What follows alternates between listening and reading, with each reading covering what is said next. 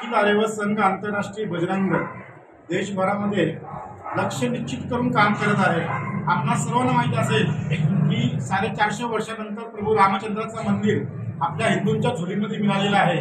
आपलं लक्ष्य एकच आहे की काशी आणि मथुरा जोपर्यंत मुक्त होत नाही तोपर्यंत अखिल आर्यवैश्य संघ आंतरराष्ट्रीय बजरंग दल देशभरामध्ये आंदोलन आणि शाखा उघडण्याचा कार्यक्रम करत असणार। तसेच आपण त्या क्षेत्रामध्ये रायगडमध्ये आहे, आता या क्षेत्रामध्ये सर्वांचं जिव्हाळ्याचं आंदोलन श्री मलंगड बक्षीनाथ मुक्ती आंदोलन हे आपण गेल्या 50 वर्षापासून करत आहे, पण आपला अजून मलंगड मुक्त होत नाही आहे। त्या दृष्टिकोनातून ठाणे जिल्ह्यातून आणि रायगड जिल्ह्याला जागृत करण्यासाठी शाखा उघडणीचा कार्यक्रम अखिल आर्यवैश्य संघ आंतरराष्ट्रीय बजरंग दल कोकण प्रांताचे महामंत्री सचिन फुलेजी आणि या विधानसभाचे अध्यक्ष जनार्दन मालुसरेजी यांच्या नेतृत्वामध्ये आज 10 शाखेचा उद्घाटनाचा कार्यक्रम या परिषदेमध्ये करण्यात आलेला आहे। आपलं लक्ष्य एकच आहे की या राज्यामध्ये गाईला राज्यामध्ये दर्जा देऊन सुद्धा दिवस रात्र गोहत्या होत आहे, गो तस्करी होत आहे, गोमांसाची निर्याती होत आहे। हे थांबवण्यासाठी संपूर्ण हिंदूंना एकजूट करण्यासाठी जातीभेद, पंथभेद, पक्षभेद, संप्रदायभेद, प्रांतभेद हे विसरून आम्ही हिंदू आहे या नात्याने संपूर्ण हिंदूंना एकत्र करण्याचं काम अखिल आर्यवैश्य संघ आंतरराष्ट्रीय बजरंग दल करत आहे। आणि विशेष करून आता वंदे मातरम आपल्या या राष्ट्रगानाला 150 वर्ष पूर्ण होत आहे आणि आपल्या देशामध्ये काही अधर्मी आहेत, हे आपल्या देशाचं खाऊन आपल्या देशात राहून सुद्धाही वंदे मातरमला विरोध करत आहेत। म्हणून आमचा जयघोष एकच आहे, इस देश में रहना होगा, वंदे मातरम कहना होगा, इस देश में रहना होगा, भारत माता की जय कहना ही होगा।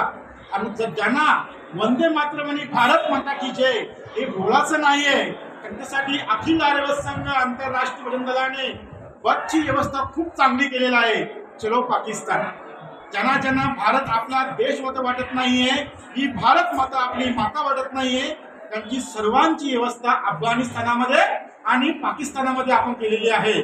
आणि या देशामध्ये जे आपले अजेंडा आहेत, या देशामध्ये विशेष करून प्रधानमंत्री आणि राष्ट्रपतींना विनंती करेल की जनसंख्या नियंत्रण बिल आपल्या देशामध्ये लागू झाला पाहिजे।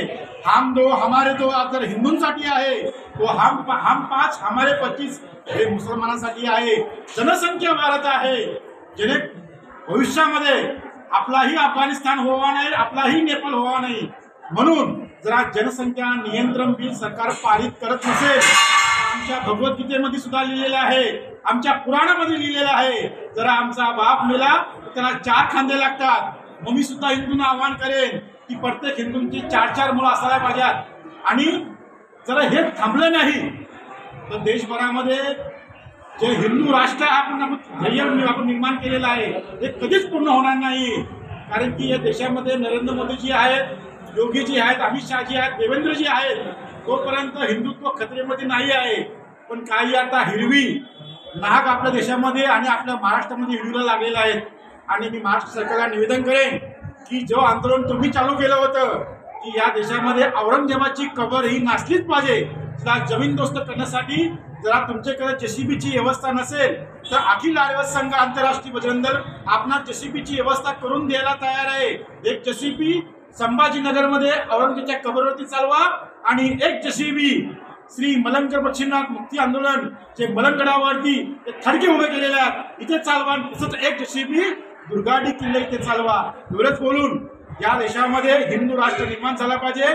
आम्ही बागेश्वर धामजीनी ही सनातन यात्राचं नियोजन केलेलं आहे, याला अखिल आर्यवैश्य संघ आंतरराष्ट्रीय बजरंग दल समर्थन करत आहे। जय श्रीराम, जय हिंदू राष्ट्र।